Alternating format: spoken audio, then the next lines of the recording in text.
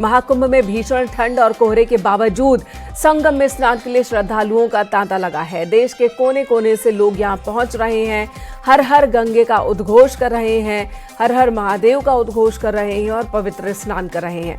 महाकुंभ में शामिल होने वाले श्रद्धालु सरकार की भी खूब तारीफ कर रहे हैं, योगी आदित्यनाथ की तारीफ कर रहे हैं और जयकारे लगा रहे हैं। दूर दूर से, देश के कोने कोने से श्रद्धालु यहाँ आ रहे हैं। सुबह 4 बजे से ही स्नान कर रहे हैं। भीषण ठंड पड़ रही है। कोहरा आप देखिए, कितना जबरदस्त घना कोहरा इस वक्त है, लेकिन लोग पांव पांव चले आ रहे हैं, सिर पर गठरी लाद कर चले आ रहे हैं, बच्चों को लेकर चले आ रहे हैं। आप देखिए, स्नान हो चुका है, तिलक हो चुका है और इन महिलाओं के माथे पर चंदन सुशोभित हो रहा है, श्री राम लिखा हुआ है। इस बालक को देखिए, ये कितना नन्हा बालक है, 1 वर्ष की इसकी आयु है, लेकिन माता पिता के साथ ये भी गंगा स्नान के लिए आया हुआ है। ये सभी लोग उत्तराखंड से आए हुए हैं और पूरे परिवार के साथ गंगा स्नान करने के लिए यहाँ पहुंचे हुए हैं और हर हर गंगे का उद्घोष कर रहे हैं। और ये तस्वीर बताती है कि गंगा महारानी की जय और गंगा महारानी से मिलने के लिए उनके भक्त कितने लालायित हैं। निश्चित तौर पर ये तस्वीर बताती है कि हिंदुस्तान में कितनी आस्था है और प्रयागराज अध्यात्म की राजधानी बन चुकी है। क्या कहेंगे, कितनी खुशी मिल रही है। इतना भीषण कोहरा पड़ रहा है, मैं देख रहा हूँ चारों ओर बहुत विजिबिलिटी भी बहुत कम है, दिखाई भी नहीं दे रहा है। इसके बावजूद भी आप लोग कदम दर कदम चलते जा रहे हैं। बच्चे को लेकर क्या है जी, माता रानी बुलाया तो फिर आना ही था। हाँ, माता रानी ने बुलाया इसलिए आए। इस बालक को ले, क्या नाम है बालक का? आनवी है, बिटिया है और इसको लेकर के आए, छींक उसको आ रही, इसको और ढक लीजिए जरा। क्या कहेंगे आप लोग कहाँ से आए? हम रामपुर से। हम उत्तराखंड से। हम उत्तराखंड वाले हैं। हम पहाड़ में देवभूमि वाले हैं। हम यूपी और यूपी से हैं। कहाँ, मतलब किस जिले से? रामपुर से आप आए हैं। हाँ कितनी जी, खुशी मिल रही है यहाँ? बहुत खुशी। हाँ। और इतना ठंड है, इतनी मौसम जो है इतना कोहरे वाला है, लेकिन इसके बावजूद भी ठंड नहीं लग रही। ठंड पर आस्था भारी है। हाँ, बिल्कुल महसूस ही नहीं हो रही है ठंड, यहाँ आके लग ही नहीं रहा है। सनातनी है।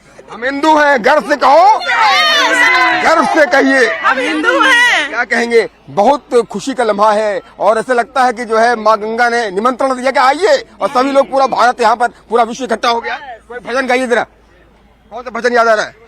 सभी लोग रामदेव की बैठे हैं मेरे सीने में श्री राम, जानकी बैठे हैं मेरे सीने में। प्रयागराज महाकुंभ मेले में हर रोज लाखों की तादाद में श्रद्धालु स्नान कर रहे हैं। 5वें दिन की बात की जाए, यानी कि बीते शुक्रवार की 29,10,000 से ज्यादा श्रद्धालुओं ने संगम में डुबकी लगाई है। शुक्रवार शाम 6 बजे तक 19,10,000 श्रद्धालुओं ने संगम के तटों पर स्नान किया, जबकि तकरीबन 10 लाख कल्पवासियों ने भी गंगा में स्नान किया। अब तक 11 से 17 जनवरी के बीच 7 करोड़ से ज्यादा श्रद्धालु पहुंच चुके हैं।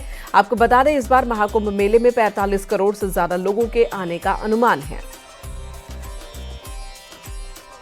यूपी गवर्नमेंट ने इस चीज के लिए बहुत ही अच्छा इंतजाम करा है। जगह जगह कर साइन बोर्ड्स और मतलब आने से 40-50 किलोमीटर पहले पता चल जाता है कि हम यहाँ आने वाले हैं, और बहुत सारी चीजें वेल मेंटेन की गई हैं। प्रशासन ने सारी अच्छी से तैयारी की है, सारी जिम्मेदारी के साथ सारी चीजें यहाँ पे, और यहाँ पे भी व्यवस्था बहुत बढ़िया है। चाहे वो हमारे पुलिसकर्मी हो, चाहे सभी तरह से सफाई कर्मी, पुलिसकर्मी, एकदम बहुत बढ़िया व्यवस्था यहाँ पे की गई है। बहुत बढ़िया सर, बहुत बढ़िया। यहाँ की व्यवस्था वगैरह बहुत बढ़िया, और यहाँ आने में बहुत अच्छा, बहुत आनंद आया हमें यहाँ पे, और बहुत ही अच्छा महसूस कर रहे हैं हम। कभी बस ये समझ लो योगी और मोदी जी की मेहरबानी है, जो इतना सब कुछ यहाँ पे अच्छा व्यवस्था है यहाँ पे। महाकुंभ में तरह तरह के नजारों के साथ ही एक मटका आकर्षण का केंद्र बना हुआ है। बताया जा रहा है कि जल जीवन मिशन के तहत लोगों को साफ पानी पीने के लिए प्रेरित करने के लिए ये मटका लगाया गया है। महाकुंभ क्षेत्र के सेक्टर 7 में मॉडल से स्वच्छ सुजल गांव को दर्शाया गया, जिसमें साफ पानी, कुआं और नल से आ रहे पानी की कलाकृति बनाई गई है। वहीं इसे देखने वालों की भी भीड़ इकट्ठा हो रही है। लोग सेल्फी भी ले रहे हैं इस मटके के साथ। यहाँ पे सारी चीजें मॉडल के जरिए बनाया हुआ है। कैसे पहले आज से 10 साल पहले कैसा था, गांव में स्वच्छ पानी नहीं जाता था और आज सरकार की वजह से हमें स्वच्छ पानी मिल रहा है। बाकी चीजें बहुत सुधार में है। इस पवेलियन का काम देख करके मैं दंग रह गया जल जीवन मिशन का, क्योंकि पुराना बुंदेलखंड एक संघर्ष का बुंदेलखंड है और नया जब मैंने देखा तो मुझे बड़ा अच्छा लगा कि किस तरह से जल जीवन मिशन ने यहाँ से लेकर के वहां तक का सफर पूरा किया। उसके अलावा अंदर तमाम स्टॉल लगाए गए हैं जिनको देखने के बाद मुझे लगा कि सरकार की कितनी अच्छी अच्छी योजनाएं हैं। महाकुंभ में इस बार ज्यादा से ज्यादा आत्मनिर्भर भारत पर जोर दिया गया और इसी के तहत कुंभ में खादी के उत्पादों को भी बढ़ावा दिया जा रहा है। केवीआईसी के अध्यक्ष के नेतृत्व में राष्ट्रीय स्तर की खादी प्रदर्शनी का उद्घाटन किया गया, जिसमें 20 से ज्यादा राज्यों की खादी के 98 और ग्रामोद्योग के 54 स्टॉल्स लगाए गए हैं।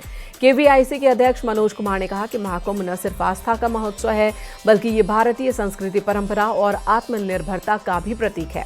उन्होंने कहा कि खाद्य उद्योग में 80% महिलाएं काम करती हैं, जो हमारी मातृशक्ति को बढ़ावा देती हैं। महाकुंभ नगर में खादी उत्सव का आज से शुरुआत हो चुका है। इसका उद्घाटन करने पहुंचे मनोज कुमार, जैसे कि हम आपको दिखाना चाहेंगे कि इस बार खादी उत्सव में लगभग 152 स्टॉल लगाए गए हैं, जिसमें से 58 स्टॉल खादी संस्थाओं के और 54 स्टॉल पीएमजीपी ग्रामोद्योग इकाइयों के द्वारा लगाया गया है। उत्तर प्रदेश, कश्मीर, तमिलनाडु, महाराष्ट्र, नागालैंड तक के उत्कृष्ट उत्पाद देखने को मिलेंगे इस प्रदर्शनी में मुख्य रूप से सूती खादी, रेशमी खादी, पश्मीना, बीकानेरी भुजिया, प्रतापगढ़ का आंवला, मोटे अनाज, कन्नौज का इत्र इत्यादि जैसे चीजें शामिल होंगी।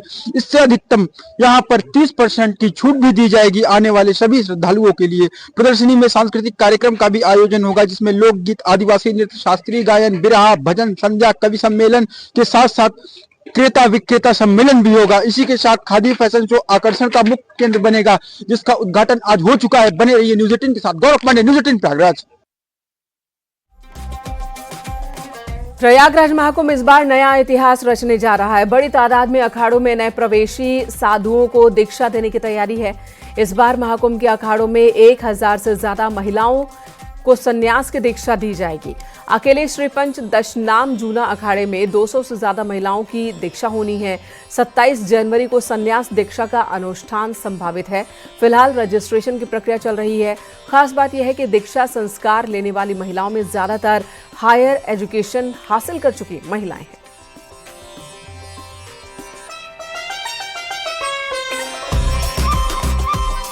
रक्षा मंत्री राजनाथ सिंह भी आज प्रयागराज महाकुंभ क्षेत्र पहुंचने वाले हैं, जहां संतों महात्माओं से मुलाकात होगी।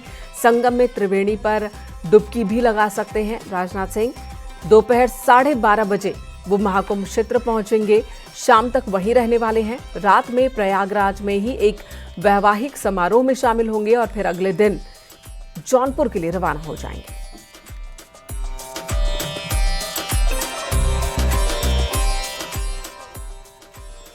प्रयागराज महाकुंभ मेला क्षेत्र में होने वाली यूपी कैबिनेट की बैठक की डेट आगे बढ़ाई गई है। महाकुंभ में श्रद्धालुओं की भारी भीड़ की वजह से तारीख में बदलाव किया गया। 21 जनवरी को अब कैबिनेट की मीटिंग कुंभ क्षेत्र में नहीं होगी, बल्कि बसंत पंचमी यानी कि तीसरे राजसी स्नान के बाद 1 फरवरी के पहले सप्ताह में कैबिनेट की बैठक यहां पर हो सकती है।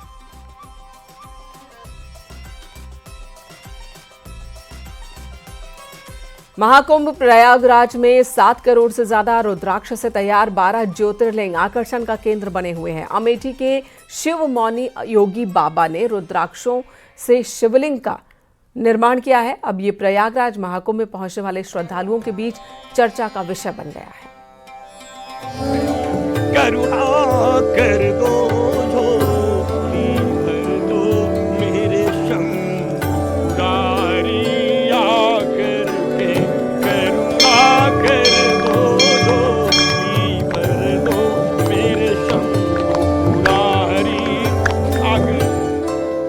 प्रयागराज महाकुंभ से सामने आई ये भव्य तस्वीरों में देख रहे ये अद्भुत शिवलिंग रुद्राक्षों से बनाए गए हैं, वो भी 7 करोड़ से अधिक रुद्राक्षों से।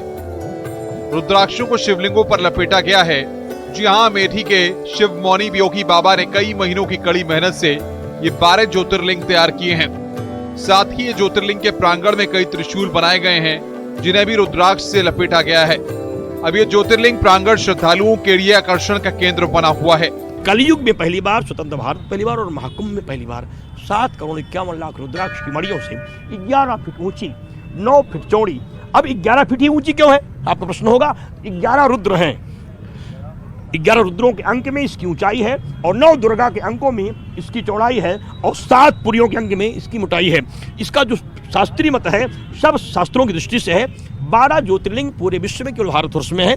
उन ज्योतिर्लिंगों की स्थापना की गई है और प्रत्येक ज्योतिर्लिंगों में 55 लाख रुद्राक्ष की मणियां समर्पित हुई हैं। कुंडों के साथ भगवान देवाधिदेव आदिदेव महादेव के उन दिव्यास्त्रों को भी स्थापित किया गया है, जिनकी संख्या 11,108 है।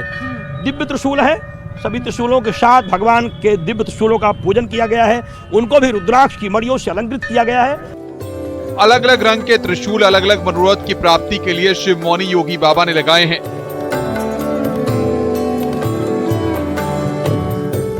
भारत के विकास, बांग्लादेश में हिंदुओं पर हो रहे अत्याचार के खिलाफ भारत के हिंदू राष्ट्र बनने की कामना के साथ ज्योतिर्लिंग के प्रांगण में अनोखे शिवलिंग तैयार किए गए हैं।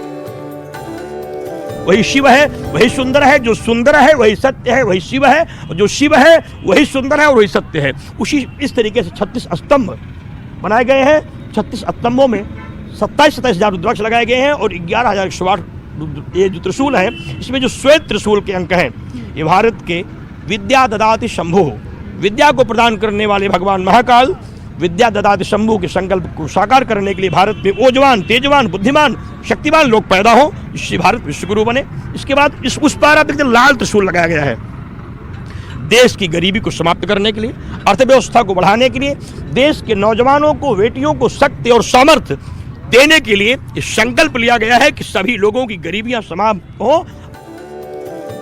महाकुंभ में शिव मौनी योगी बाबा की द्वारा बनाए गए ज्योतिर्लिंग के प्रांगण में 2-2 नंदी स्थापित किए गए हैं।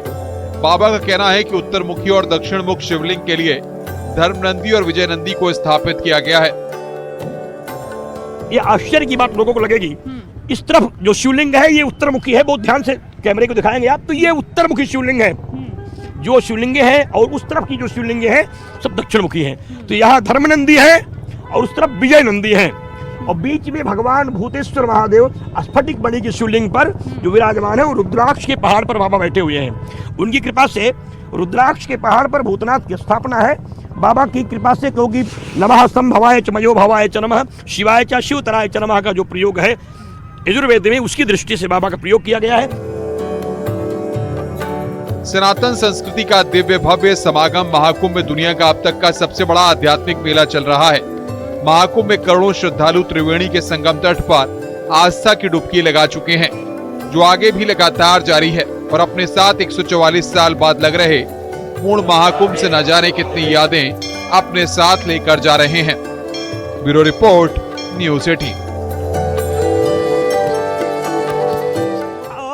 कर दो झोली भर दो मेरे शंभु पुरारी, आकर के करुणा कर दो झोली भर दो मेरे शंभु पुरारी, आकर के हम दीन दुखी है निर्बल है, मेरी आस सुनो प्रभुवर मेरे, सब पाप हरो संताप हरो, मेरी लाज बचा लो प्रलयंकर, सब पाप हरो संताप हरो, मेरी लाज बचा लो प्रलयंकर, गंगा में डुबकी लगाऊंगा मैं महाकुंभ में आऊंगा, प्रलयंकर का दर्शन करके सारी खुशियों को पाऊं।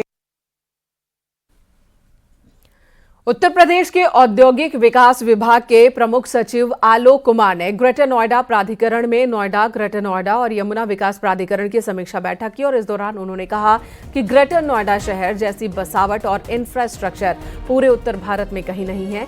यहां निवेश की असीम संभावनाएं हैं। निवेशकों को हर संभव सहयोग देकर निवेश के लिए आमंत्रित करें, जिससे रोजगार के अवसर खुले। साथ ही उन्होंने किसानों के मुद्दों को प्राथमिकता से समाधान करने, जमीन अधिग्रहण के दौरान आने वाले किसानों की समस्याओं का निस्तारण करने और लैंड बैंक बढ़ाने के निर्देश दिए। इसके अलावा अलॉटमेंट के बाद भी फैक्ट्रियां शुरू न करने वालों के आवंटन को लेकर कार्रवाई के भी निर्देश दिए हैं। साथ ही कहा कि नोएडा इंटरनेशनल एयरपोर्ट के शुरू होने के बाद क्षेत्र में विकास और तेज होगा।